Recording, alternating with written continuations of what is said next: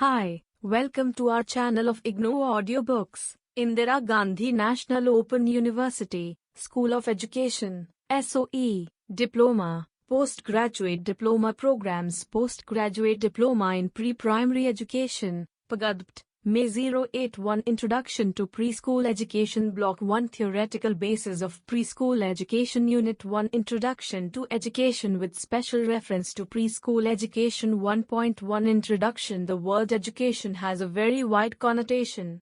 It is hard to define education through a single statement. There is no single definition through which its scope and meaning can be entirely conveyed. Philosophers and educationists have defined education in accordance with their philosophy of life. Hence, definition of education varies. Education in the broadest sense is an experience that has a formative effect on the mind, character and physical ability of an individual. Education plays an important role in molding the character and personality of an individual. In the social sense, education is the means by which society deliberately transmits its accumulated knowledge, skills and values from one generation to another. Education is an activity which encompasses the various facets of human life. It is as old as human beings.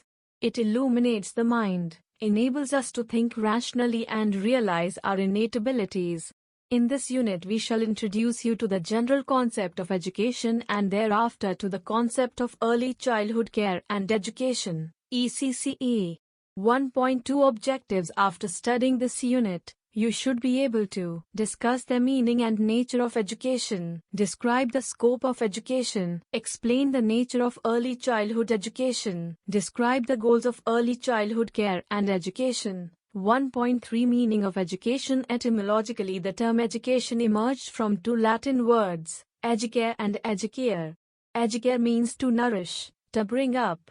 Thus, education can be considered as a means of nourishing or bringing up a child according to certain predetermined goals. Educare means to lead out or to draw out. Education is thus also the drawing out of what is ingrained in the child, or as some say, leading him/her out of darkness into light. Let us examine some definitions of education given by eminent educationists and thinkers. Definitions of education. After you read the various definitions of education, you will get an insight into the nature of education. Some definitions are the following. Education as defined by Indian thinkers, Swami Vivekananda. Education is the manifestation of the divine perfection already existing in man.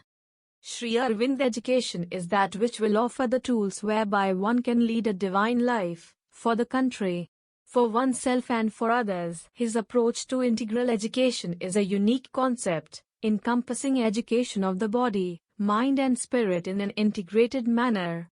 Ravindranath Tagore. Education is that which makes one's life in harmony with all existence and thus enables the mind to find the ultimate truth, which gives us the wealth of zero hour right and love and gives significance to life. Mahatma Gandhi said, by education, I mean an all-round drawing out of the best in child and man, body, mind and spirit. Education as defined by Western thinkers, Socrates. Education is the bringing out of the ideas of universal validity which are latent in the mind of every man. Aristotle. Education is the creation of sound mind in a sound body. It develops man's faculty, especially his mind, so that he may be able to enjoy the contemplation of supreme truth, goodness and beauty, of which perfect happiness essentially consists. Froebel. Education is the unfoldment of what is already enfolded in the germ. It is the process through which the child makes the internal, external.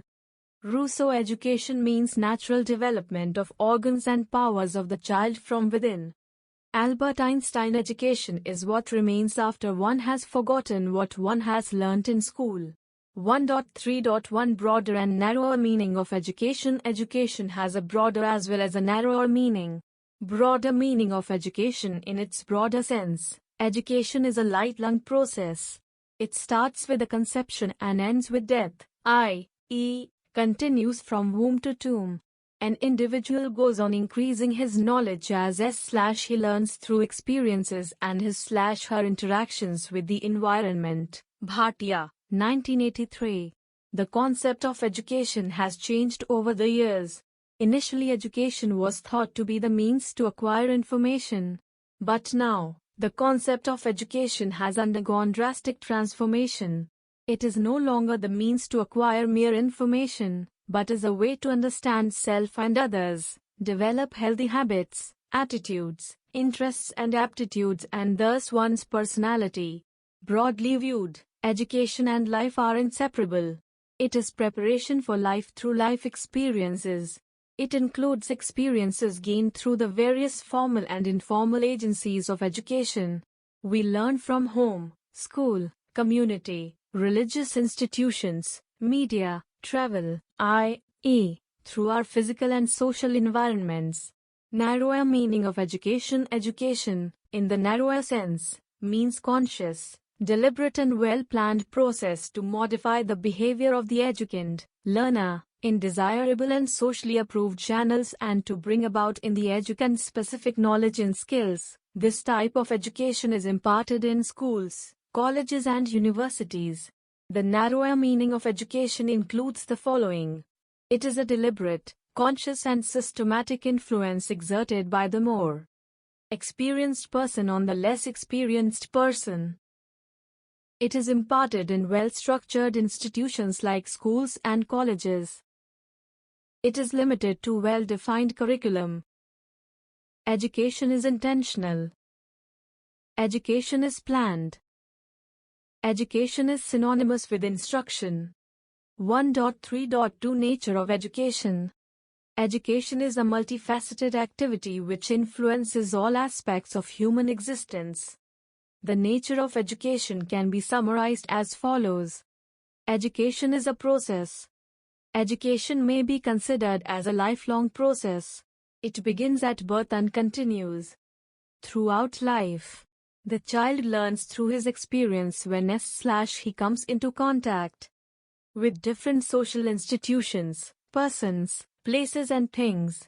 There is no end to this experience. It goes on forever. Thus, education is an active and dynamic process. While considering education as a process, we may also distinguish between the bipolar and tripolar nature of education. Education as bipolar process. Relation between teacher and student may be considered as bipolar. Teacher is at one pole while the learner is the other end. In the process of education, the teacher is active while giving instructions and the student is active while receiving it. The teacher seeks the modification of learner's behavior while imparting knowledge and skills, and also through his direct influence on the child's personality. There is definite, though variable, relation between the educator and the educand. Education as tripolar process. Some authors hold a tripolar view of education. According to them, the educator, educand, learner, and the social forces are the three poles as the social forces form the context of education. The educational institution and the society are interdependent. Education is a product. Education may also be considered as a product. A person is said to be educated when he acquires knowledge, skills, attitudes, etc., which are the products of inputs processed laboriously over time. Education becomes a product when it is an assimilation of attainments in cultural, scientific and other areas. Further education may be offered as courseware delivered in face-to-face situations or through media. This concept of education makes it appear like a product for dissemination. From the discussions on education, we may draw the following inferences. Education is modification of behavior. A human being constantly interacts with his environment. Such interactions result in the modification of human behavior.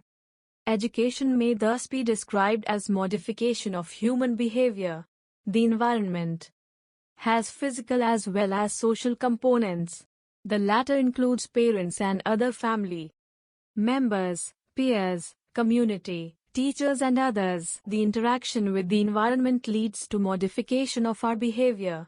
For instance, After birth, a child learns that her mother feeds her and that a bottle of milk can satisfy her hunger.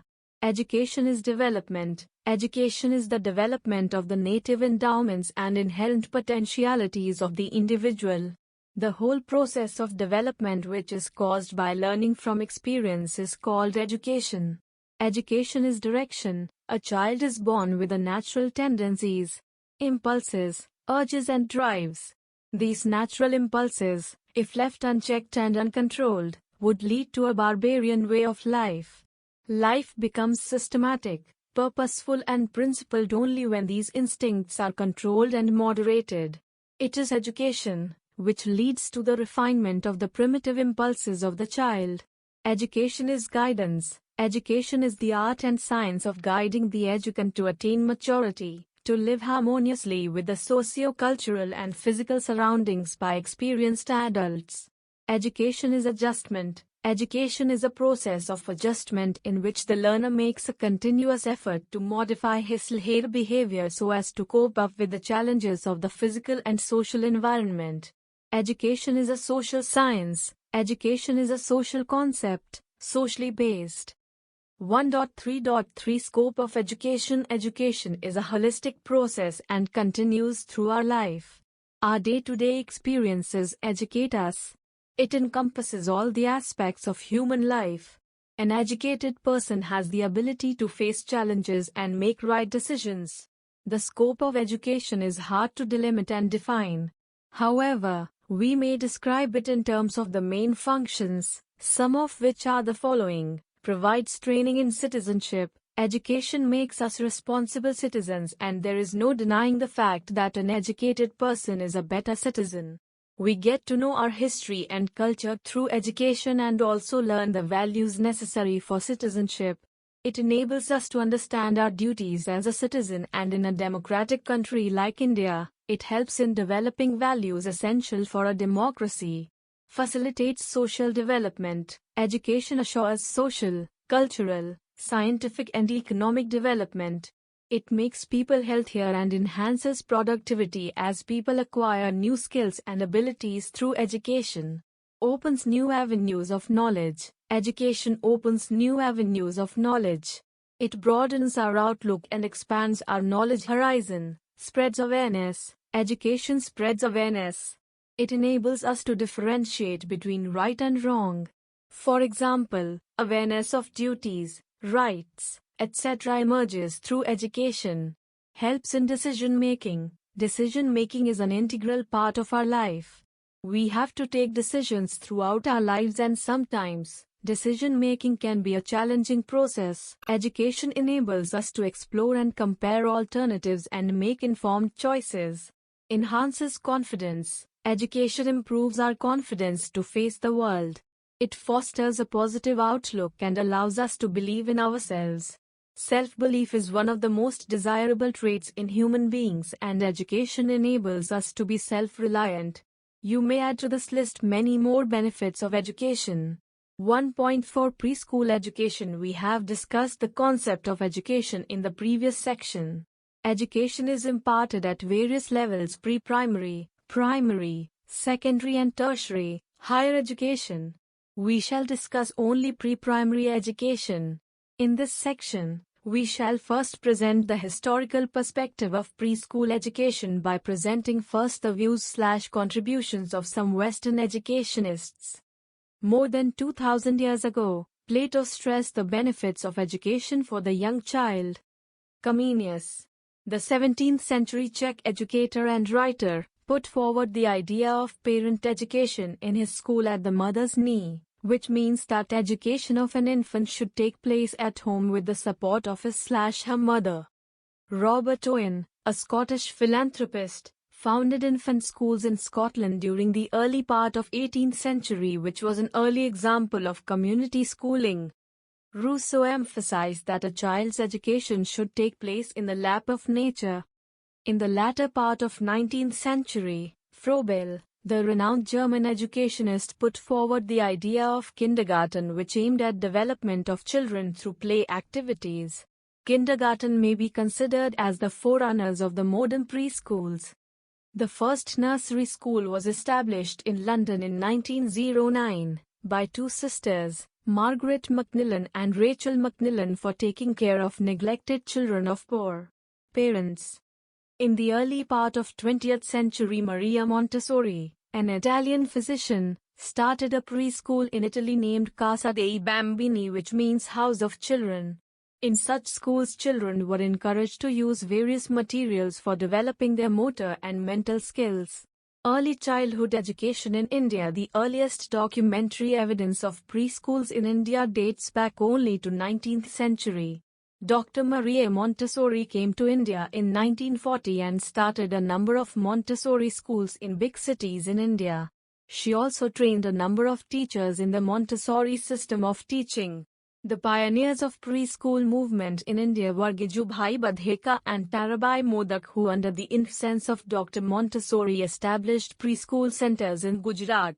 Mahatma Gandhi also met Dr. Montessori and requested her to Indianize preschool education. That was the beginning of pre-basic education in rural parts of India, largely through voluntary efforts. The objectives of preschool education as per the Indian Education Commission J 964 1966 are to develop in the child good health habits and to develop skills necessary in day-to-day life, such as those needed TCR dressing, toilet habits, eating, washing, cleaning, etc., to develop desirable social attitudes and manners, and to encourage healthy group participation, making the child sensitive to the rights and privileges of others. To develop emotional maturity by guiding the child to express, understand, accept and control his/her feelings and emotions. To encourage aesthetic appreciation. To stimulate the beginnings of intellectual curiosity concerning the environment and to help him/her understand the world in which he lives. To foster new interest through opportunities to explore, investigate and experiment. To encourage independence and creativity by providing the child with sufficient opportunities for self-expression. To develop the child's ability to express his/her thoughts and feelings in fluent and clear speech. To develop in the child a good physique, adequate muscular coordination and basic motor skills. The areas of development with which preschool education concerns are mainly the following: physical, social and emotional development. Children at nurseries, playgroups, preschools, and other forms of early learning environments get opportunity to play, which facilitates physical development, teaches them how to get on socially with others and also makes them emotionally balanced. Communication, language and literacy. With regard to the language and literacy goals, the emphasis will be on helping children to communicate orally and learn to read and write alphabets and simple words. This is done through dialogues, stories, songs, poems, reading and writing exercises. Mathematical development, stories, games, imaginative play and songs are to be used to help children develop an understanding of basics like awareness of numbers, counting, etc. Creative development. Creative development is also an important learning goal and it is done through songs, telling stories, music, and various arts and crafts activities, so that children can explore shapes, sizes, forms and colors. Understanding of the world. Children are to be encouraged to explore the physical and social world around them, be curious and ask questions. 1.5 Early childhood care and education. Till India became independent in 1947, the preschool education centers were run by voluntary and private organizations.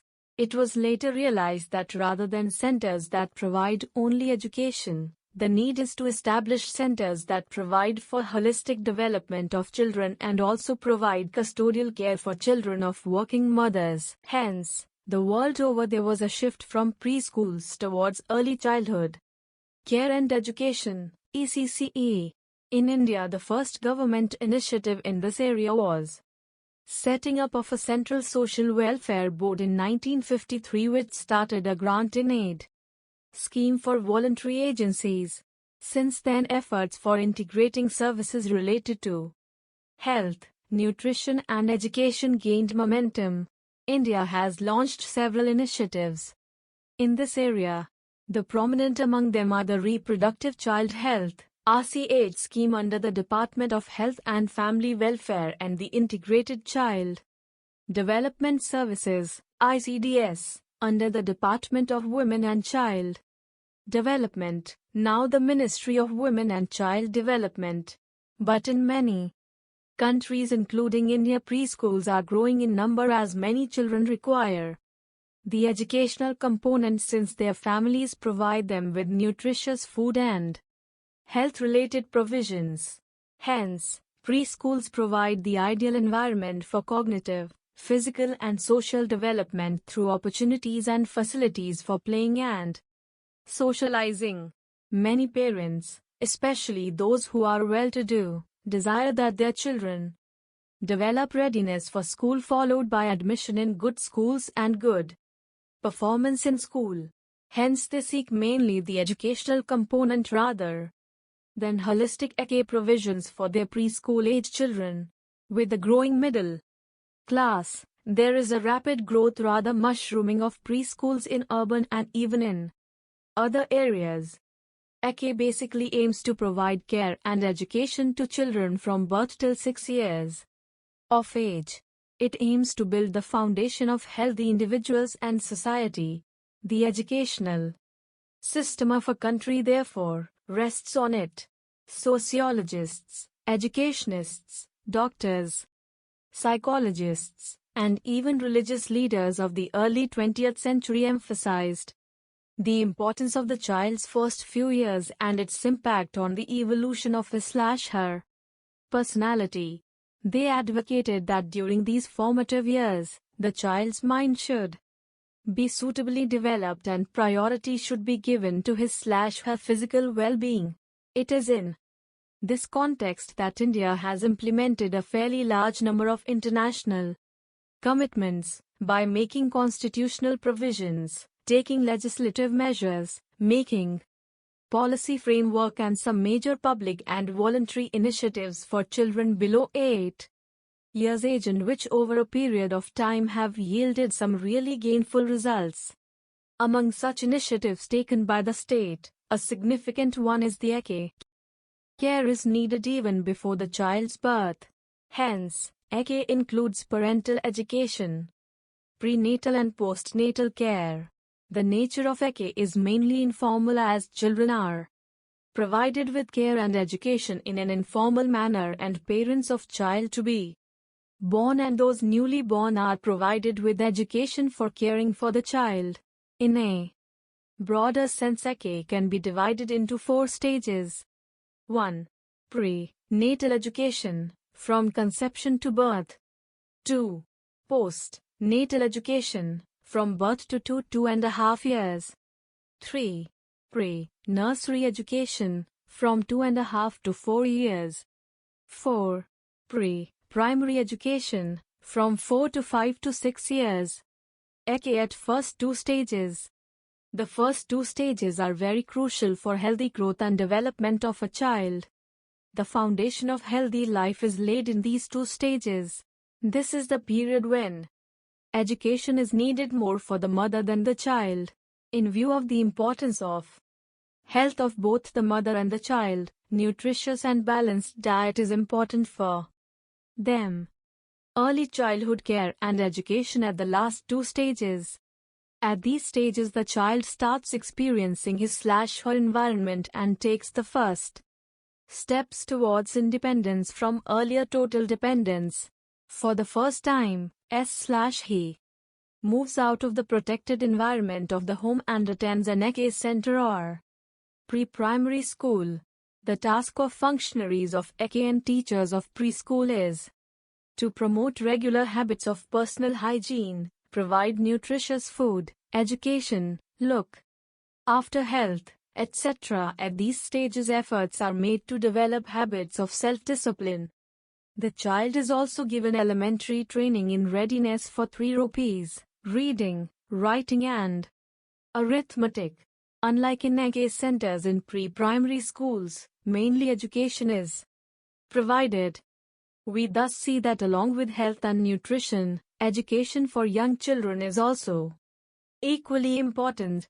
However, learning at early stage must be directed by the child's interests and priorities. It should be contextualized and should not be structured formally. An enabling environment for children would be one that is rich, allows children to explore, experiment and freely express themselves.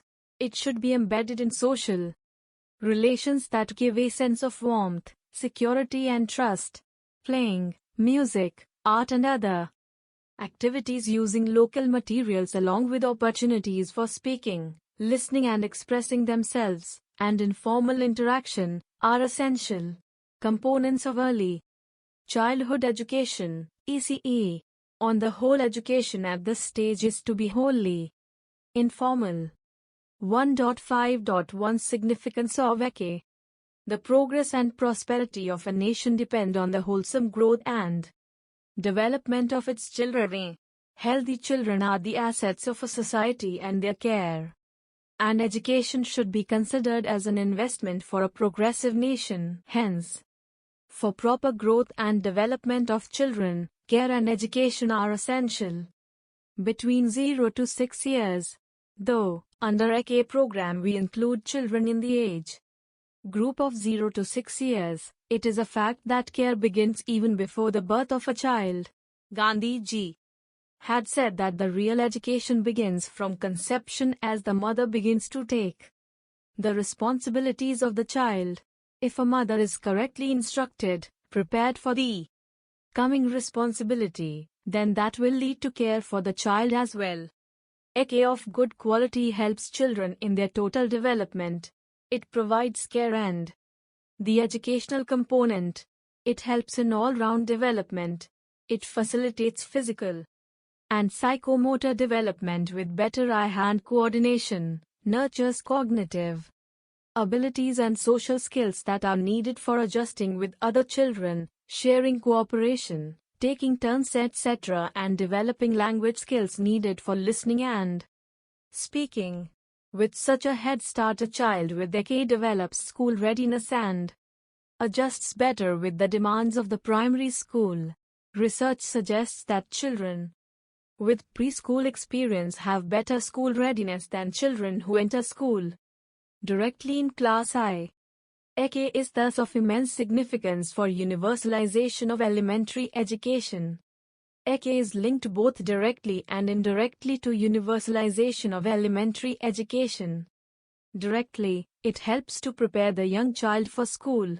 It enhances enrollment and assures better retention in primary schools.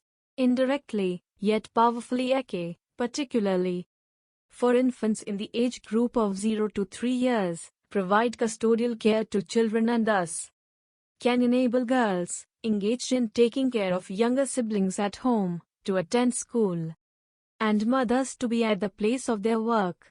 Since older girls' involvement in child care is one of the major reasons for their non-attendance in schools, child care services, in close proximity to and in coordination with school, offer an effective strategy for the enrollment and retention of girls in primary schools. ECE is thus important for equality of opportunity for women. The Education for All, EFA, Global Monitoring Report 2007 organized by UNESCO, emphasizes the need and significance of ECE. The first of the 6 Bowery-Fold goals addresses solely the issue of ECE. The Bowery-Fold report defines ECE as follows. Early childhood care and education supports children's survival, growth, development, and learning, including health, nutrition and hygiene, and cognitive, social, physical, and emotional development from birth to entry into primary school in formal, informal, and non-formal settings, often provided by a mix of government institutions, non-governmental organizations, private providers, communities and families. ECE represents a continuum of interconnected arrangements involving diverse actors: family, friends, neighbors, family daycare for a group of children in a provider's home, center-based programs, classes/programs in schools, and programs for Parents. Education for all goals. As per the Universal Declaration of Human Rights and the Convention on the Rights of the Child, the international community adopted the World Declaration on Education for All (EFA) at Jomote, Thailand, in 1990. At its heart is the recognition that universal education is the key to sustainable development, social justice and a brighter future. The 2000 Dakar Framework for Action expresses the international community's commitment to a broad-based strategy for ensuring that the basic learning needs of every child, youth, and adult are met within a generation and sustained thereafter. It sets the 6 bounty-fold goals. 1. Expanding and improving comprehensive EK, especially for the most vulnerable and disadvantaged children.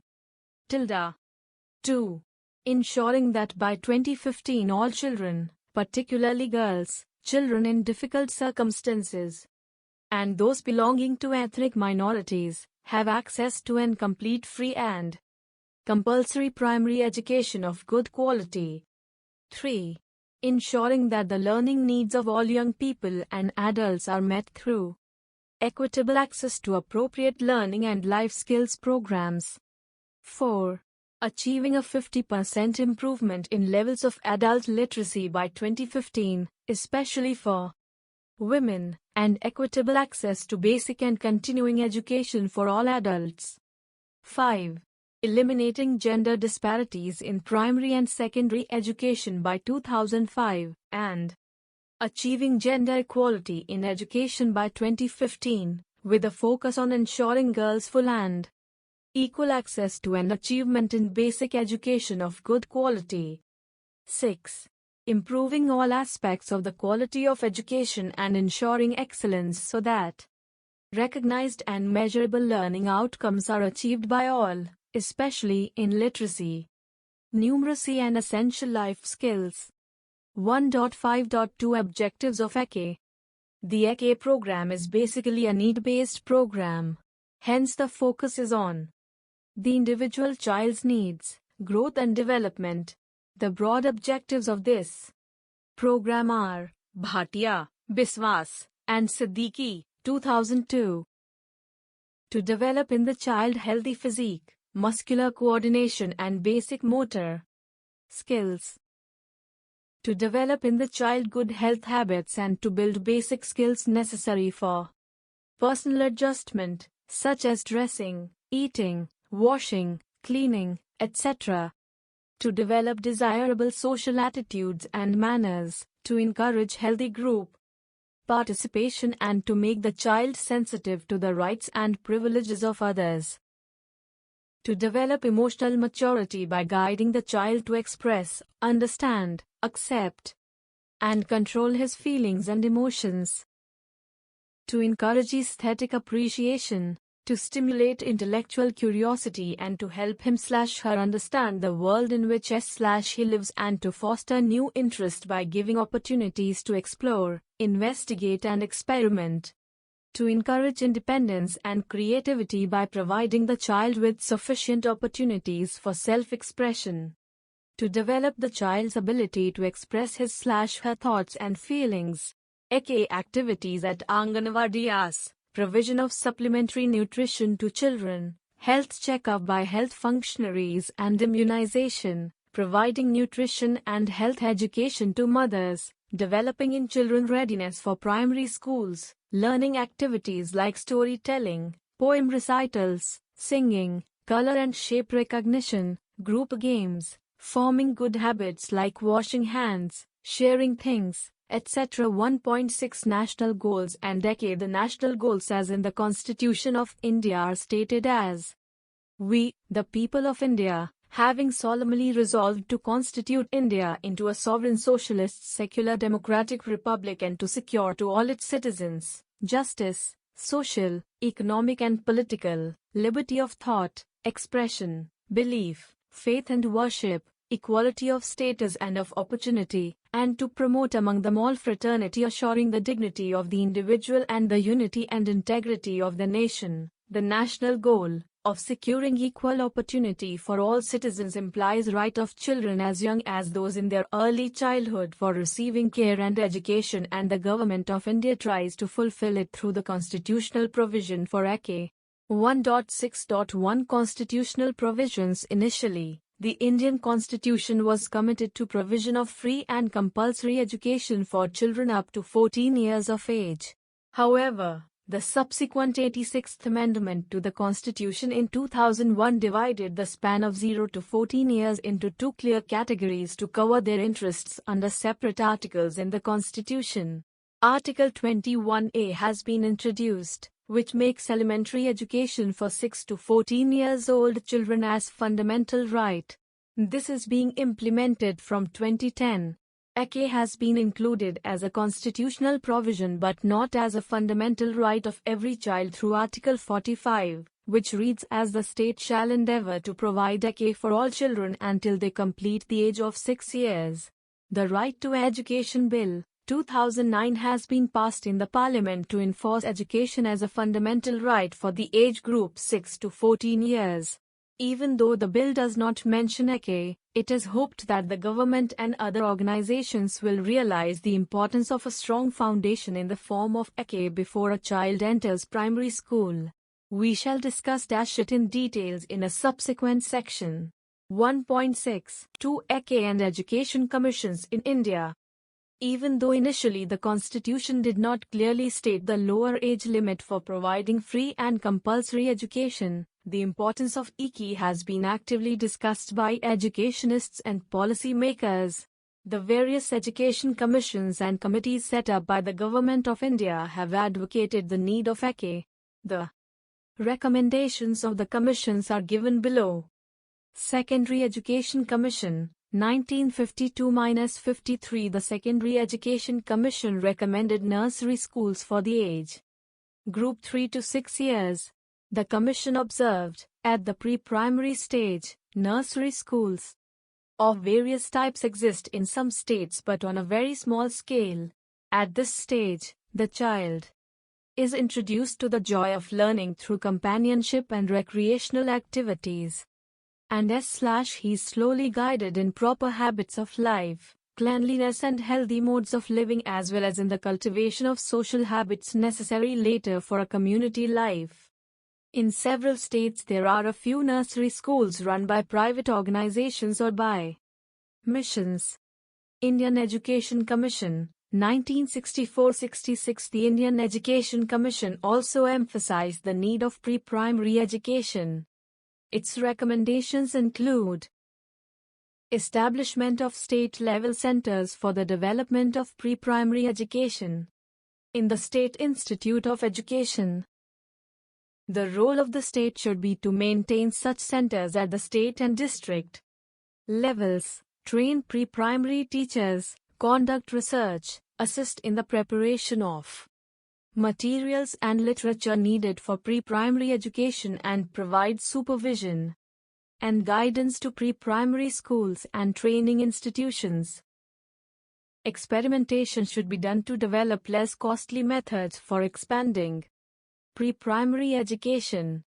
National Policy on Education, 1986. The National Policy on Education, 1986, realizing the importance of EK in the education of a child, had urged the government to include EK2 under the purview of Article 45.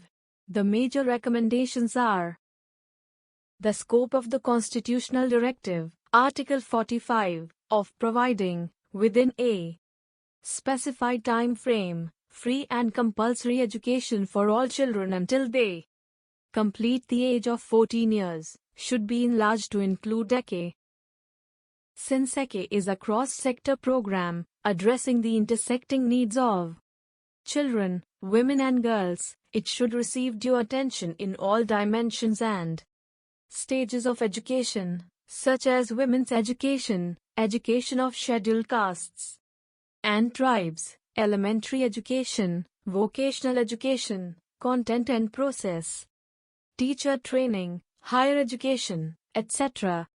1.6.3 EK under various 5-year plans.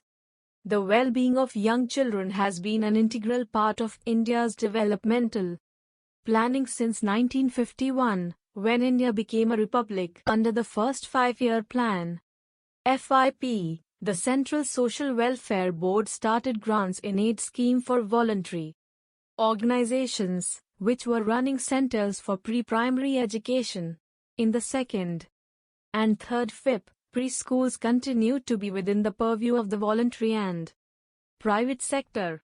It was only in 1968, when the Gangasaran Sinha Committee highlighted the need to provide preschool education, that it was included within the purview of the public sector. However, the fourth FIP brought the scheme of family and child welfare to rural areas with the objectives to foster all-round development of preschool child, not only by providing comprehensive welfare services in all aspects of child development, but also by strengthening the role of the family to contribute to the growth and development of the child. The fifth FIP saw a major breakthrough in the concept of child development, with a shift in the approach from welfare to development, and the Declaration of National Policy for Children in 1974, in pursuance of which Integrated Child Development Services (ICDS) program came into existence, initially in 33 pilot projects with non-formal preschool education as a major component of service delivery. Sixth FIP reiterated the approach and strategies outlined in fifth FIP by promoting consolidation and extension of the programs started earlier. The sixth plan period not only witnessed the expansion of ICDS projects, but provisions were also made for preschool education in educationally backward states through grants in aid to voluntary organizations. The seventh FIP continued the strategy of promoting early childhood survival and development through programs in different sectors, including ICDS and preschool education. In the eighth FIP, it was proposed to phase out other similar government-sponsored initiatives by merging them with ICDS. The ninth FIP addressed the issues concerning early childhood education (ECE) more exhaustively than previous plans, while acknowledging the first 6 years of life to be critical. It recommended the institution of National Charter for Children to ensure care for all developmental aspects of the child by the end of the ninth plan. This plan also emphasized the involvement of women's groups in the management of ECE programs, particularly under the decentralized Panchayati Raj system.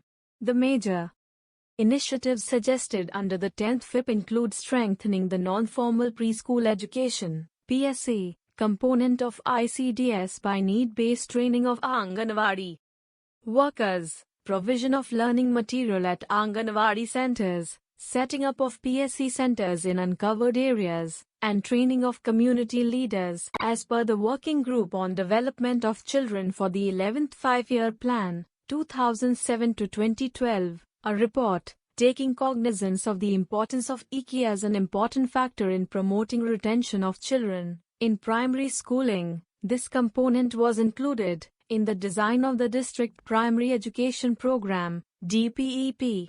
The approach under DPE was one of convergence. It provided for strengthening of existing provisions for ECE through the ICDS by strengthening their linkage with primary schools. Programmatic linkages were also attempted between preschool and primary school under DPE by introducing the component of school readiness as an initial part of the primary curriculum, and by continuing the play-based methodology in grades 1 and 2. Under Sarva Shiksha Abhiyan (SSA), which is one amongst the 8 identified flagship programs of the Government of India, GAL, for universalizing elementary education, and which has succeeded the DPE, provisions have been made not only for greater convergence of preschool education initiatives, especially of ICDS, with that of primary schooling, but also of setting up Balwadis as preschool education (PSE) centers in uncovered areas, training inputs for stakeholders, organizing awareness and advocacy campaigns in favor of importance of PSE and the like. In some cases, preschools are attached to the primary section of the school. The past few decades have witnessed an unprecedented expansion of early childhood initiatives in the country. Together with major public initiatives like ICDS, a remarkable expansion has taken place primarily in private sector, which has played an important role in the growth of IGNOU in the country. The IGNOU services, being provided by voluntary or non-governmental organizations with financial assistance of national and international aid agencies, trusts, denominational and other groups, also play a role especially in socially and economic backward areas, special communities in difficult circumstances like tribal people, migrant laborers, and for children affected by natural calamities like flood, earthquake, etc. The various integrated services under these NGOs-run initiatives are either being provided in the name of creches or in the name of IGNOU centers. Some NGOs also run mobile creches, which move along with the construction labor from one site to another. In addition to these, some universities also have laboratory nursery schools attached to them, particularly to departments of child development like M.S. University, Barodara.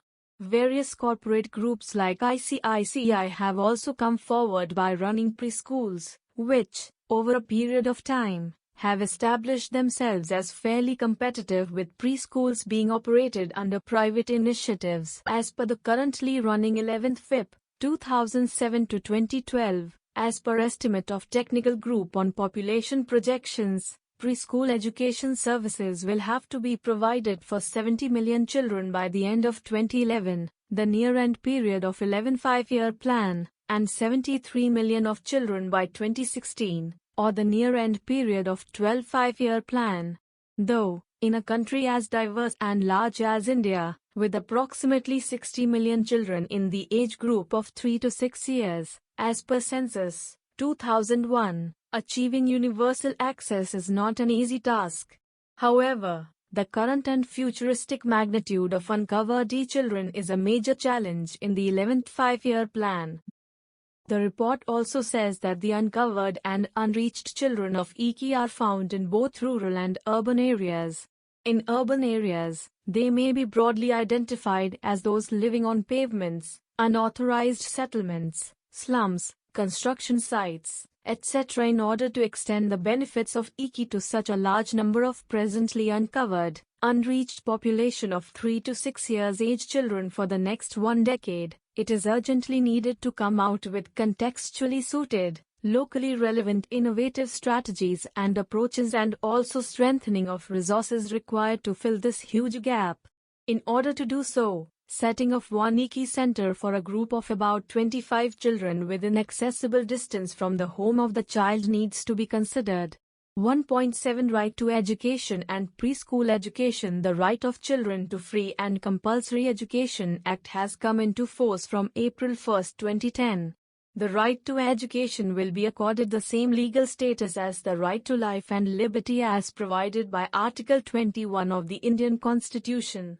Every child in the age group of 6 to 14 years will be provided 8 years of elementary education in an age-appropriate classroom in the vicinity of his/her neighborhood by the state. Cost for education will be borne by the state.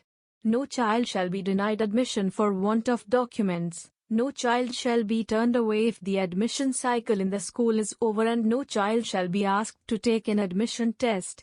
Children with disabilities will also be educated in the mainstream schools. The 86th Amendment to the Constitution, making education for children in the 6 to 14 age group a fundamental right, does not include such provisions for children who are below 6 years of age. Article 45, which retains IGNOU as directive principle, reads: "The state shall endeavor to provide early childhood care and education for all children until they complete the age of 6 years.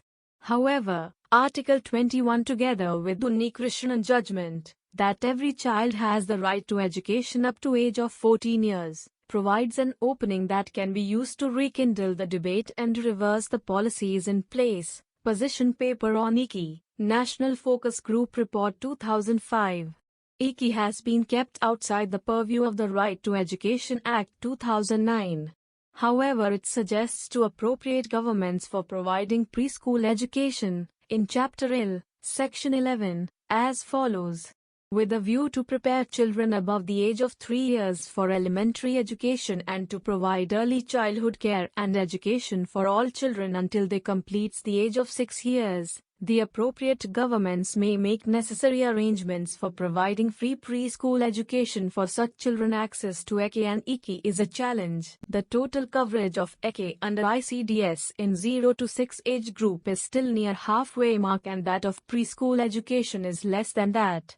There is, therefore, a big gap in the demand and availability of EK and IKI services. There is also the need for creches and daycare facilities. There is a need to strengthen IKI for making universal elementary education program a success. This would need strengthening not only of IKI provided by ICDS as a part of EK but also that offered by voluntary groups and NGOs and the private sector. There is also the need to regulate preschool education provided by the private sector.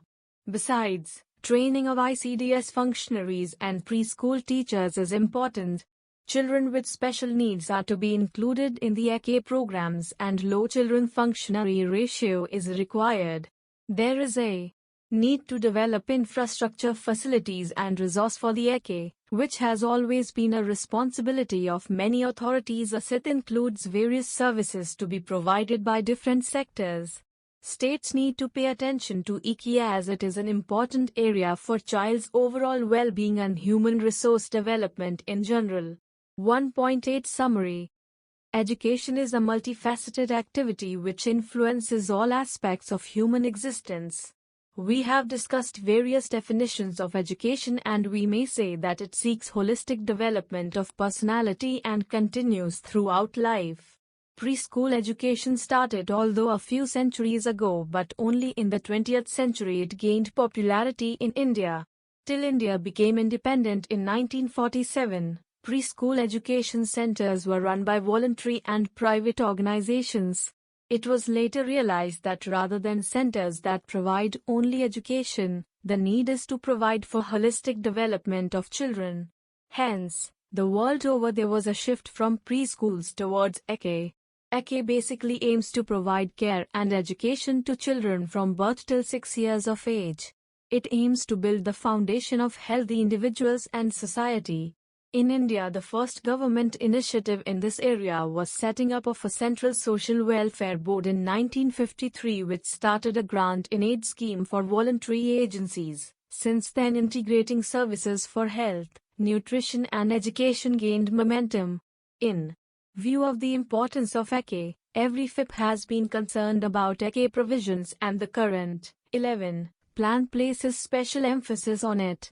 Initially, the Indian Constitution was committed to provision of free and compulsory education for children up to 14 years of age.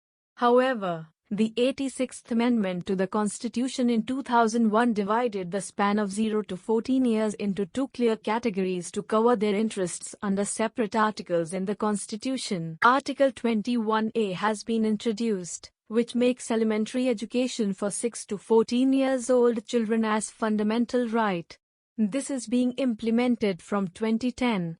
EK has been included as a constitutional provision but not as a fundamental right of every child through Article 45, which reads as the state shall endeavor to provide EK for all children until they complete the age of 6 years. Thank you. Subscribe to our channel for more updates, and we will see you with the next chapter.